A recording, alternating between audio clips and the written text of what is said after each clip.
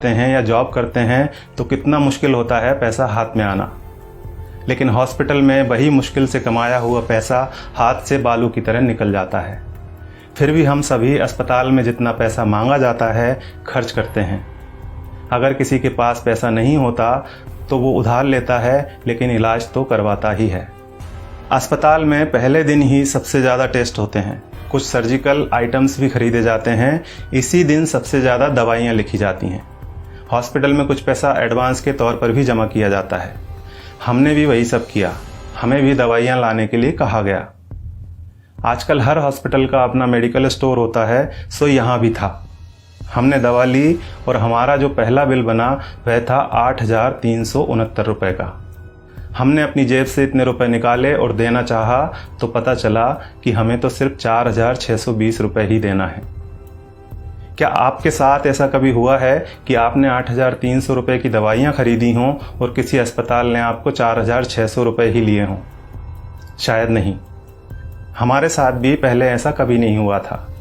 अब यह बिल देखिए, दवाओं की कुल कीमत है 8,369 रुपये, जिसके नीचे लिखा है डिस्काउंट 3,748 रुपये। नेट अमाउंट है 4,600 रुपये, जिसका भुगतान हमें करने के लिए कहा गया। ऐसे हमारे पास और भी कई बिल हैं। हमने 5 दिन एडमिट रहने के दौरान वहाँ से कई बार दवाइयाँ खरीदी और हर बिल पर हमें छूट मिली। सबसे बड़ी बात यह थी कि ये डिस्काउंट हमें मांगने पर नहीं मिला था, यह बिना मांगे हमारे बिना आग्रह किए पूरे सम्मान के साथ हमें दिया गया था, क्योंकि ये डिस्काउंट वहाँ उनके बिलिंग सॉफ्टवेयर में ही फीड कर दिया गया है। और आप यह जानकर हैरान होंगे कि डिस्काउंट का प्रतिशत 2, 4 या 10% नहीं है, यह बहुत ज़्यादा है। कुछ सर्जिकल और इंजेक्टेबल में डिस्काउंट 91% यानी 91% तक हैं, और जितने भी पेशेंट वहाँ एडमिट हैं सबको इसका लाभ मिल रहा है। अब आपके मन में सवाल उठ रहा होगा कि ऐसा क्यों? हम भी यही सोच रहे थे कि आखिर ऐसा क्यों। तो हमने डॉक्टर साहब से सीधे पूछ लिया, क्योंकि इसका जवाब तो वही दे सकते थे। फिर उन्होंने हमें बताया कि क्यों उनके अस्पताल में इतना डिस्काउंट दिया जाता है। उन्होंने हमें समझाया कि MRP का खेल क्या होता है। एक उदाहरण के तौर पर उन्होंने बताया कि एक इंजेक्शन 270 रुपये का आता है और उस पर MRP आती है 1,000 रुपये। उन्होंने कहा कि मेरा मन नहीं माना कि मैं 270 रुपये का वह इंजेक्शन अपने पेशेंट को 1,000 रुपये में बेच दूँ। मैं डॉक्टर हूँ, मुझे अपनी फीस और मेरे हॉस्पिटल की दूसरी सेवाओं का चार्ज मरीज से लेना है। 270 रुपये का इंजेक्शन 1,000 में नहीं बेचना। ये बात तो हुई डॉक्टर संजय कुमार के नैतिक मूल्यों की। अब यहाँ सवाल ये है कि दूसरे ज़्यादातर अस्पतालों के मालिकों ने क्या अपना ज़मीर बेच दिया है?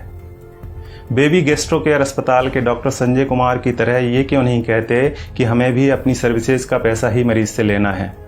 वे क्यों नहीं कहते कि 270 रुपये का इंजेक्शन 1,000 में हम नहीं बेचेंगे?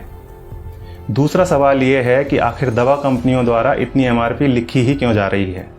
इनको किसने अधिकार दिया है दवाओं पर इतनी ज़्यादा MRP लिखने का? और आखिर में सबसे बड़ा सवाल यह है कि हमारी सरकार, हमारा स्वास्थ्य विभाग, हमारे प्रधानमंत्री और स्वास्थ्य मंत्री क्या कर रहे हैं? वे इस बात का संज्ञान क्यों नहीं लेते? क्या दवा कंपनियों द्वारा लिखी जा रही MRP पर अंकुश लगाना नोटबंदी या धारा 370 हटाने से ज़्यादा कठिन काम है? क्या इसे व्यवहार में लाना GST लागू करने से ज़्यादा मुश्किल है? अगर नहीं तो फिर क्यों दवा कंपनियों को इतनी छूट दे रखी है? उन्हें इस बात को संज्ञान में लेना ही चाहिए और जल्दी से जल्दी MRP पर अंकुश लगाना चाहिए। जब तक ऐसा नहीं होता है तब तक आपको और हमें अपनी आवाज़ उठानी ही पड़ेगी, और ये इतना मुश्किल भी नहीं है।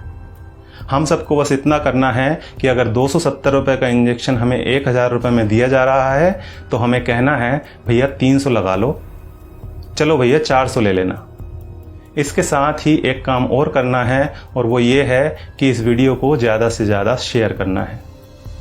धन्यवाद।